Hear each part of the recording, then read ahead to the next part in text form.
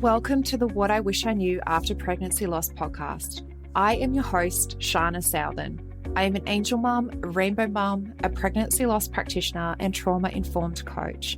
I created the Institute of Healing Through Pregnancy Loss out of my own experience with loss in the hopes to provide understanding and healing, educating people on pregnancy loss, and creating more women or men in trained support roles. In this podcast, I hope to shed light on what I wish I knew in relation to pregnancy loss, opening up the conversation, breaking the stigma, and bringing real-life stories plus guest experts. Thank you for being here with me today, and let's dive into today's episode. Hello, beautiful souls. Today's episode is a part 1 of a part 2 series. So I hope you enjoy listening into part 1 and make sure that you do listen into part 2 when it becomes available as well. Now let's dive in. Welcome to the podcast, the intersection of pregnancy loss, fertility, trauma, and purpose, having the conversations that should have been happening all along.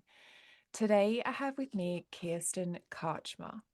Kirsten is a health tech pioneer and women's health expert and founder and CEO of Conceivable Technologies. She is doing amazing things in this space. Conceivable was named one of the most innovative health tech startups by MedTech in 2015 and Best Fertility App by Healthline in 2016. The app has been featured in TechCrunch, Fox News, The New York Observer, PSFK, The Daily Dot, and Huffington Post. Kirsten has been recognized as one of the top female startup founders to watch, the recipient of the Texas Tech Trailblazer Award for Innovation in Healthcare, and is a contributor to Huffington Post, Mind, Body Green, and Goop magazine. Thanks for joining us, Kirsten. It is my deepest pleasure. I really appreciate being on the show today. This is such an important conversation. It is a very important conversation, and we spoke a lot before we pressed record too. So I'm Yeah. really excited to have you here to share what you know, and to also share what you've created, because it's really a brilliant piece of support accessibility that you've been able to create.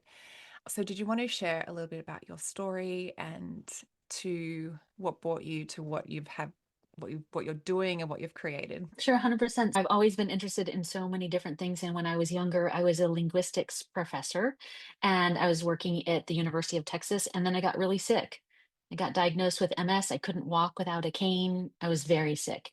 And the medicines, the pharmaceuticals that were coming out, they had new drugs for MS, but they were literally brand new. And I just was scared to take them and was trying to decide what to do and getting worse all the time. And one of my friends said, "You should really go to acupuncture." And I was like, "Acupuncture is garbage. I'm not going to an acupuncturist. That's like going to a psychic." And I actually do know a real psychic who is a for sure real psychic, but at that time I was such a punk. She convinces me to go. And at the beginning of the consultation, the doctor, he says at the end of the consultation, he says, "Look, here's the deal. When you were born, your body, your organs, your systems were very robust up here. And your disease was very nascent, wasn't no symptoms, no problems." And he said, "And then what happened was you became a competitive athlete, a gymnast." And I trained many hours a day in a hot Texas gym without air conditioning. And he goes, "On the outside, you looked healthier and healthier. You got stronger, you got leaner, it was very jacked, like very Instagrammable." He said, "But you trained so hard at a time when you're developing and you had expectations for like low body weight and stuff. He's you just didn't get the resources you need to take care of your body. And so over time, your constitution, even though on the outside you looked very healthy, on the inside you were getting weaker and weaker, and your disease took that opportunity and got stronger and stronger." And around 18, I started having symptoms. I didn't really pay attention. And then by 19, I was really sick. And he said, "But you just kept training." It's not a criticism. It's just because for me as a gymnast, you break your arm, they wrap it up, and you keep training.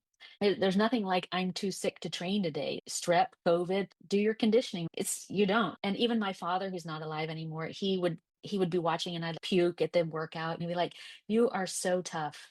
I have never seen anybody. So I got a lot of praise and rewards for like overtraining. And he says, and so your disease just got stronger than you and it showed up. And my job is to figure out what do we need to restore to get your constitution stronger than your disease. And hopefully you go into some kind of remission or at least your symptoms improve.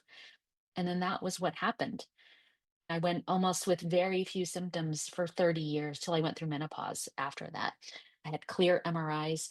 But what I realized, like on that day, I became an acupuncturist. I was like, I got to know this. I don't know why everybody's not like the way he described all my symptoms. I was like, that makes perfect sense. And so I was already going to teach in Korea for a year. And when I came back, I started acupuncture college. And in acupuncture college, every in Chinese medicine, every single symptom tells you something. If you tell me I have an eye twitch that happens at 3 o'clock in the afternoon on Tuesdays and Thursdays, that tells me something. Do you want to pause for a second?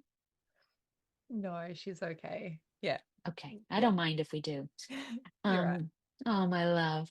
And so because symptoms are related to everything, what happens is I was like, every single symptom of a period is also tells us something. How many days of bleeding, the volume of blood, the color of blood, the consistency of blood, the days between period, the timing of ovulation, the quality, consistency of cervical discharge, temperatures, everything. And I was like, wow, there's this vast treasure trove of diagnostic information that nobody is using. We can understand so much about a woman's overall health, her fertility potential, her ability to stay pregnant, just from a couple of symptoms and her period. And I just really became obsessed with it. And I decided I am going to be the fattest FUCK in the world in reproductive acupuncture. I'm gonna be the best. And I'm one of those type A parts. And I took it really seriously. And so for 20 years, I worked with over 10,000 women. We had 3 clinics in 3 cities. We saw about 200 fertility or miscarriage. That's only all we saw was fertility and miscarriage patients, recurrent pregnancy loss, and we learned a lot. And then in sorry for the long intro, but it's a long story. And then, like I told you earlier, we in 2016 there was a study that came out that showed that less than 3% of couples could afford fertility treatments, and I was sick. I was like, I have left so many women in the dirt. And I was ashamed. And I was like, I have to do something about this. But I had no idea what to do. It never occurred to me that I could build an app. I'm an acupuncturist, right? But I just started. My idea was to build a digital twin of myself, a duplicate of myself, so that women all over the planet could get all of me, everything that I learned in all those 20 years for almost nothing. And I'll stop there. And that's where we are today. No, I absolutely, like I said before we press record, like I could speak to you about what you do and what you've been able to create forever. And so we went down so many different paths as well in being able to talk about that. But I totally agree with you too. Like just that you mentioned, and I've been told this as well, like your menstrual cycle is a window into your health. And growing up, I when I was 13, I was ended up diagnosed with anemia as well at that point because my Mm. periods were so long and they were so heavy. And I was 13 and they said, go on the pill. So also looking back over that, it was my first or second period or whatever at that time. My body hadn't been given the chance to adjust for itself, to learn what it had to do before the doctors was he could go on the pill. Yeah. And because my iron was very low all the time, I think Mhm. that was the deciding factor. They said go on it and everything else should be fine. But then that was then what played out over the years was just every time I went off any contraception, my periods came back. They were irregular, they were heavy, they were painful, ended up being diagnosed with endometriosis. It Mm. was just this battle constantly, but no one ever said to me anything about Yeah. my menstrual cycle and trying to fall pregnant. And that looking at your menstrual cycle gives you a really good idea of how everything's working internally. Looking back over my story now, I'd be like, I wish someone did. I wish I had someone there to help me and educate me in that so that I could get my internal health right before I started to try to have a child, which I know you're very passionate about as well, is helping the women. And it's something that I absolutely wholeheartedly believe in, is getting yourself and your internal body environment right before trying to go down the path of trying to conceive. So it's not, like you said, not just about getting pregnant, it's about getting your body to the point of how can we help your body stay pregnant. Mhm. And it's so important. Do you want to share about that? Because it is so important to have that awareness of what we actually need to do for ourselves first before we even jump down the path of I just want to have a baby. I could talk on this for literally 24 hours straight because I do feel a little bit outraged about it. Not your part, but this just like from a societal point of view globally, right? This is not unique to Australia or the United States or any other country. I don't know in like Middle Eastern countries like how we're taking care of women's health or not, but I think that it starts because first of all, like I wrote a book called Seeing Red. And it was basically about periods and how to fix your periods and things like that. And at first, it was really funny because my editor, my publisher, kept saying, I want you to teach them how to fix their periods. And I was like, actually, that's really hard to do because there isn't a playbook for fixing periods. Oh, there isn't a playbook. It's basically each person, we have to figure out like what's not working for each person. And then there are very straightforward things to do. But as a linguist, I was very curious, and I will answer your question, but you'll see I'm a circuitous talker. I was very curious as a linguist, like, how did we get here? Like, I read a stat that said that like 82% of women globally have life interrupting menstrual pain and PMS. And at first I was like, I'm like a little bit famous in this women's health world. I don't even know that. Right. And I'm a research hog. Right. So I was like, how do I not? And I was like, what would happen in society if we just fixed all the PMS and cramping? If we just liberated women from the burden of having period pain, emotional changes, physical changes that are unwanted prior to their period and during their period. This is something that I'm very interested in seeing, like what happens when we liberate all the women from their periods and we eliminate the stigma and shame. Like my other company is called Brazen, and that's the period one. And Brazen means to overcome something shameful with swagger, which is exactly like the vibe that I was trying to go for. And I think that our physicians are trained to look for disease states, Yeah. but there just aren't that many, right? You've got endometriosis, you've got PCOS, you've got recurrent pregnancy loss with no cause most of the time, unless it's a clotting disorder. And if it's not those, then basically they tell you it's nothing. It's just like bad luck, it's whatever, it's fill in the blank. And so our physicians aren't trained to do restorative medicine, which I'm borrowing from our president, Donald Trump, who I'm not a big fan of for women's health in particular.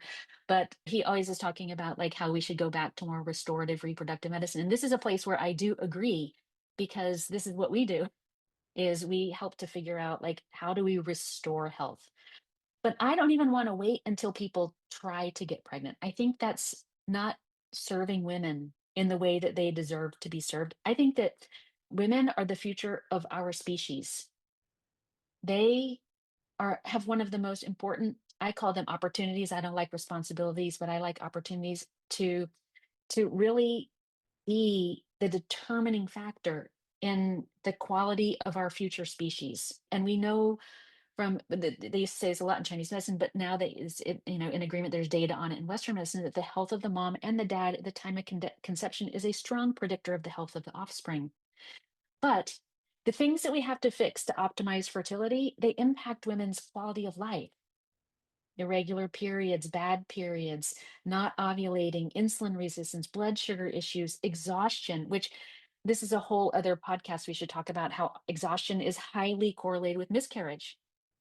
But your doctors are never asking, like I was asked on a 1 to 10, no caffeine or exercise for 2 days. What's your energy like? Because it is so important in getting and staying pregnant. And so I think that I always tell people like if people are using the Conceivable app, I'm like, look, the worst thing that's going to happen is you're going to have a better period, you're going to have better energy, you're going to know what to work on, you're going to know what to eat, you'll know what supplements to take, you'll know what dose to take, you'll know where to get them from, and then you can become the hero of this story, right?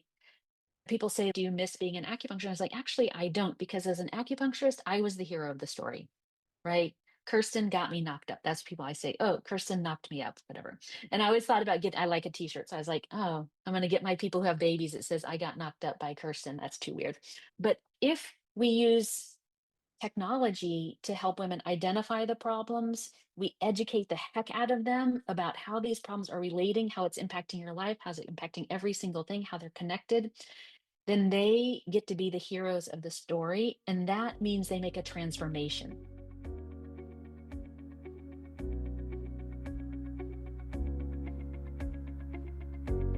One in 4 pregnancies will result in miscarriage.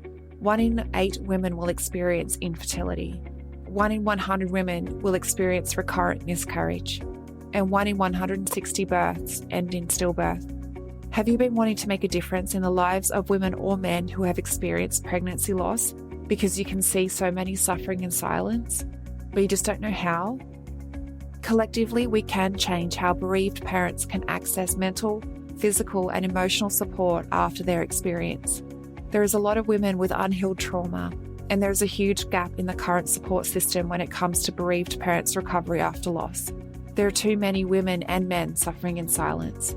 The Pregnancy Loss Practitioner Certification is a worldwide, one-of-a-kind program that gives you proven methods designed for healthcare professionals, medical staff, midwives, nurses, doulas, birth workers, coaches, and angel parents alike. The Pregnancy Loss Practitioner Certification is bridging that gap. It will give you a proven support structure to follow and education specific to pregnancy loss, created by a loss mum. It is creating more education specifically for loss so that you can enhance your service and become the point of difference. Or you can create the support that you so desperately needed in your healing after loss. This is the next level of growth and expansion you have been searching for. So does this sound like something that you have been searching for? Let's explore this more together.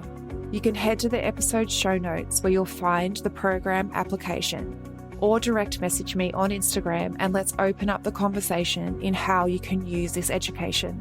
You have a gift, and I look forward to supporting you and witnessing you bring your gift to the world, healing and transforming women's lives.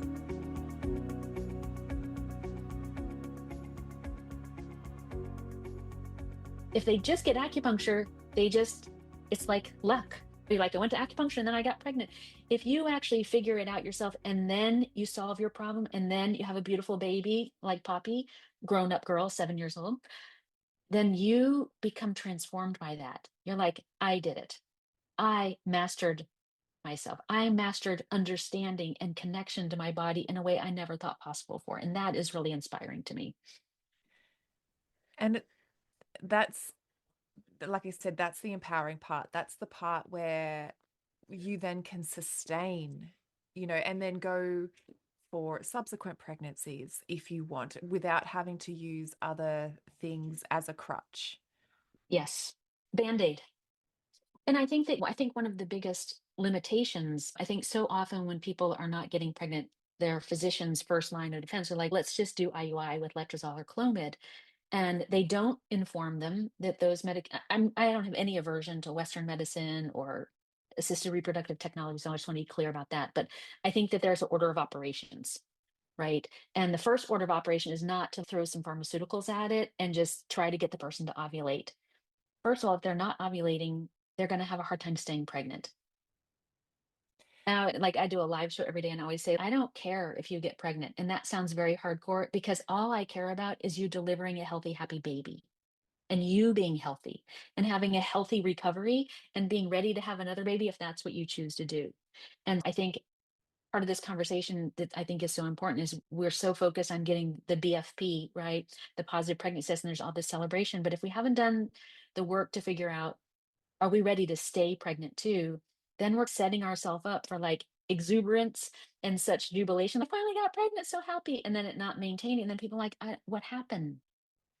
And I think in my experience, because I'm a person who looks for patterns, right? That's part of our training in Chinese medicine. I saw three things that pretty much have to work to stay pregnant. And I think that if that's the only thing that this conversation, like for your listeners, that people can learn, this will be incredibly valuable. So, first, we need good energy. We need about on an 8 out of 10, like on a 1 to 10, I want to see 8 out of 10 with no caffeine or exercise for 2 days, because both of those can make you have energy and mislead us, right? Because if we can't make energy, the egg, the embryonic cell, has 10 times more mitochondria than any other cell in the body. Why? Because once the sperm and egg come together, it has to start multiplying and dividing like crazy. You mentioned the energy around what we need. What were the other things that were required as well? So not necessarily required. It doesn't mean if you don't have these, you're going to have a miscarriage, right? Yeah. I don't like scare tactics. I work more generally, because the reality is, okay, so we need good energy. And if we don't have good energy, we need to figure out why, and we need to fix that. That can be a lot of problems. Second, so what I noticed when people were bringing me their basal body temperatures, right? It was not part of my training. This is 30 years ago, right? Very early basal body temperature world, like on a piece of paper, right? Before internet even. That's really aging me. But That's what I had to do. They were like, can you record your body temperature on a graph, like on a piece of I'm paper? But the thing is, mine was always really low. really low. Yeah. So I had to So this is physically, going to be meaningful for you. yeah. No one's, and actually, So no one has actually gone into this either with I me. Like, will go into this because this is probably, again, this is so about, so it's just from observation. Like I saw 200 fertility patients a week, and every single one brought me their basal body temperature. And I like to win. I'm a type A, so I'm a good diagnostician. So I was like, it's weird. All the people who have miscarriages, their temperatures after ovulation, they never get above 98. The people who get and stay pregnant, their temperatures are consistently above 98 after ovulation. And this is all in months prior to conception. Once you get pregnant, almost everybody will get to the 98s, but where we want to see, we want you to demonstrate that you have the resources to raise the temperature, to influence the corpus luteum, to release enough progesterone to stay pregnant. And when that temperature is above 98, there's no data on this. I try and be very clear about what is like clearly defined in the clinical data. And this is just from my clinical experience, but we had a very high success rate of helping people who were not staying pregnant to stay pregnant by paying attention to these three things. Like, how are those related? So we want to see those temperatures high. If they're not high, we have to figure out why. So we ask more questions to figure out why they're not. And often they're all combinations of small things. And then the last is your menstrual period, like your actual bleeding. So I like to see 4 days of bleeding, soaking a tampon or a pad or filling a cup about every 4 hours, not more, not less. No cramping, no clotting, no spotting. Here's why. Because if there isn't, and you are anemic, right? So we have low temperatures and anemia. You're probably tired from the anemia too, right? So those I things was like come together. I exhausted. don't know what that is, Yeah. right? This is how I was when I was first at acupuncture. I'm like, my mind's getting blown here. This is unbelievable. Mm. And because if there isn't enough blood, then there isn't a thick enough lining to support implantation. If there's a ton of clots in the blood, then the clots are populating the lining. And every time you fertilize an embryo and it lands in a clotted spot, that blood is dead. The trophoblastic cells come out to try to make a blood connect to a blood supply, but it's a clot. So that's for sure not going to make it. And I did a consult the other day with somebody who had 8 failed IVFs, and they diagnosed her with unexplained infertility. And I was like, wow, eight. That's a in the US, that's like $200,000, right? And I was like, what's your energy like? On one hand, she goes, two. She goes, two is even being generous. I can barely get out of bed. I'm so tired. Oh, okay. So then I already know she's not going to have much blood, because if you can't make energy, you can't make blood. I was like, how many days of bleeding? She goes, I have 2 days of bleeding, but there's no blood. It's all clots. And I felt sick again, because I was like, girl, I'm sorry, but you had no chance of getting pregnant on any of those IVF cycles. There's nothing to implant into. You don't have the resources to fuel the metabolic activity to grow that baby. That's not a permanent state. All of that can be repaired. That's the good news. If you don't have, if someone's listening and they're like, oh my gosh, I'm exhausted, I don't have any blood, my temperatures don't get high enough, that's okay, because actually all those things are connected. If you can't make blood, maybe it's based on what you're eating or how you're digesting, or you're over exercising. Then there's not resources to make the blood. There's not resources to raise the temperatures, to release the progesterone. And so I tell people I would not if I'm working privately with somebody, do not do any IUIs until those three things are fixed. Because I think it's going to be in the US, it's about $2,200. And then I said, that's just, and Clomid, Letrozole, and Femara, while they can be extremely helpful for stubborn anovulation, they do come with some pretty negative side effects on your long-term fertility that unfortunately our doctors are not informing.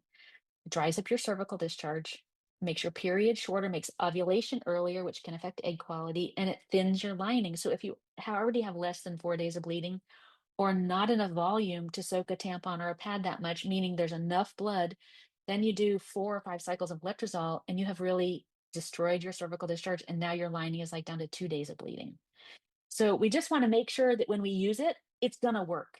Let's put everything forward so that when we are going to use it and that you actually need it, if you're ovulating on your own, you probably don't need to use IUI unless you have a sperm problem or a blockage or something like that.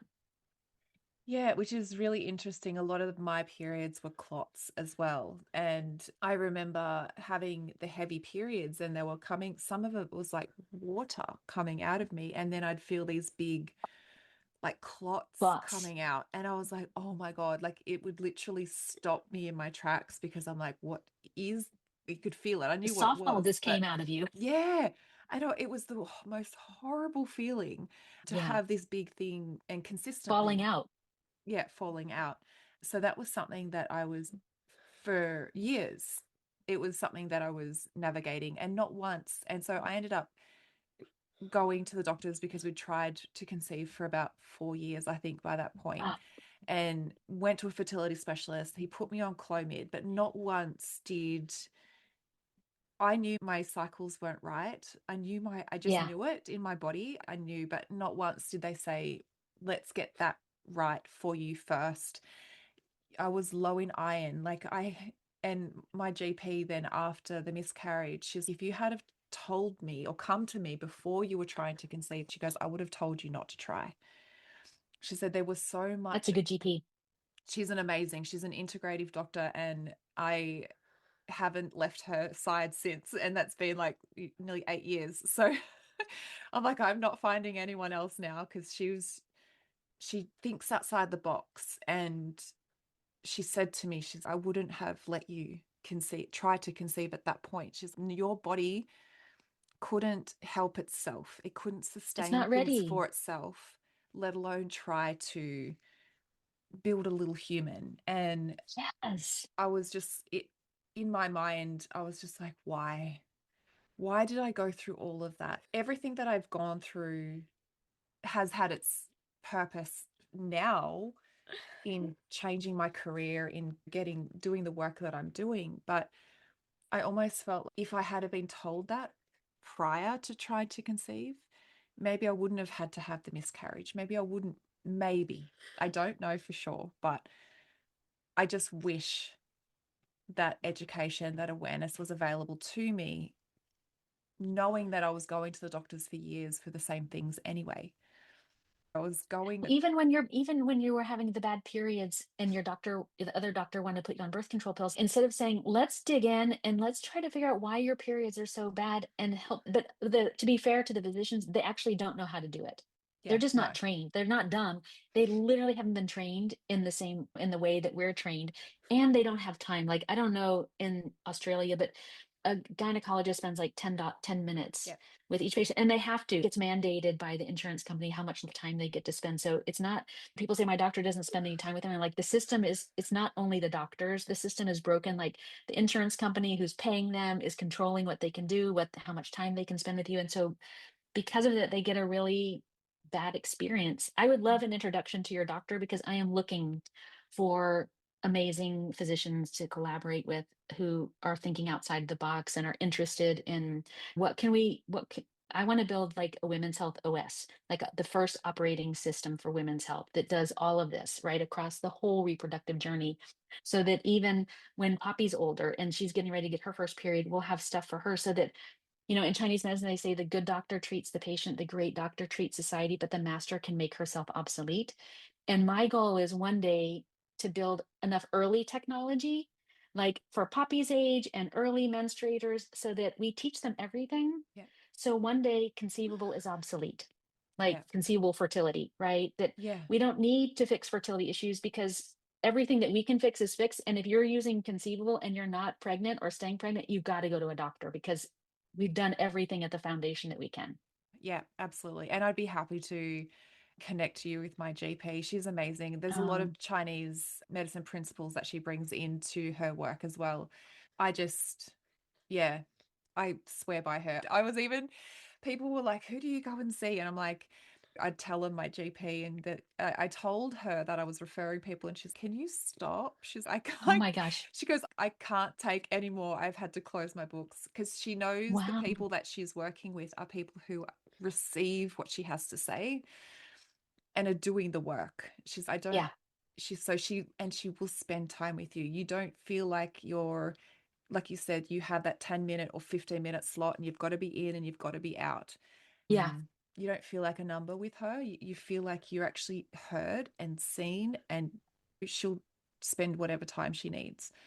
And right from the miscarriage, like that was, she sat with me, she cried with me, she really validated what I was experiencing, although what I Mm, was experiencing was completely beyond what I was prepared for. yeah. I think we need to also educate on like how that could happen too, like the extremes that it could go to when you're at home.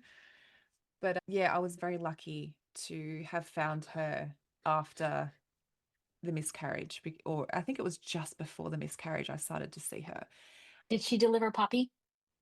No, she didn't. Because I have Oh, she's a epilepsy. GP. Yeah, so I have epilepsy and I had to go to a hospital that was, or our closest hospital. I didn't get a choice in where I could go or who I could see, who to deliver her, because it's they needed to control the situation, control the environment as much as possible. So I didn't have Sure. seizures through the pregnancy, through the delivery. But no, I don't even know. I think I took her in like soon after, as soon as I could after the birth, but she didn't get to witness anything because our closest hospital's like 45 minutes away. Oh gosh. Yeah, it's a big thing, a big deal to have to go elsewhere. We don't have any. We do have a hospital here that used to do births. It's 5 minutes away, but they've stopped it all. But it was still. Before we press record, I was explaining to you how afraid I was to go into that, to the birth, and because I was Yeah. induced again because I wanted to control the situation. So I had an induction date. I had everything had been planned for me. They kept losing her heartbeat in there, but it was the fear that I had experienced the week before didn't actually come through me on that day, even though they kept Hmm. experiencing her heartbeat, like losing it. And Low. then she was essentially wrapped, her umbilical cord was wrapped around her neck. So it was, but there was nothing that passed through me that was, I was afraid of what was going to happen. I just knew that if I'd listened to them and did what they told me to, I was hoping everything was going to be okay. Yeah. But I went from just my husband and the midwife in the room to about 15 people in the room really Oh quickly. my gosh. Yeah. A little bit less intimate. A little bit less intimate, and a lot of male doctors and nurses and stuff in there. And I was like stark naked. So I'm like, It's funny how you just don't care. no, I was just so focused on doing what I had to do and listening to what they had to say, and everything I had personally prepared, mentally, physically, listening to like music and meditation, stuff like that was completely out the window. So I literally just went with it. I was like, okay, I'm going to have to just go with the flow. Anyway, completely gone off topic here, but That's okay. I guess it needs to go where it needs to go. But yeah, I absolutely love the work that you're doing, because it's everything. That's everything I believe in and everything that I've learnt myself after experiencing miscarriage. Remember, this is part 1 of this episode. Make sure to listen in when part 2 becomes available. Thank you for listening in with me today. I hope you found this episode helpful. If you did, I would absolutely love to hear from you. Take a screenshot of this episode, share it to social media, and tag me at Institute of Healing_PL. I love seeing what is resonating with you right now. If you want to chat further, I invite you to connect with me through Instagram. Head over and follow my Instagram account, send me a DM, and let's open the communication. If you want to know more about how you can be the support for others, head to the show notes and fill out the application form for the Pregnancy Loss Practitioner certification. I want to also note here that what I share within the episodes is not medical advice. If you need further support, please consult your doctor. Thank you again. Much love to you. Be gentle with yourself, and I look forward to supporting you on the next episode.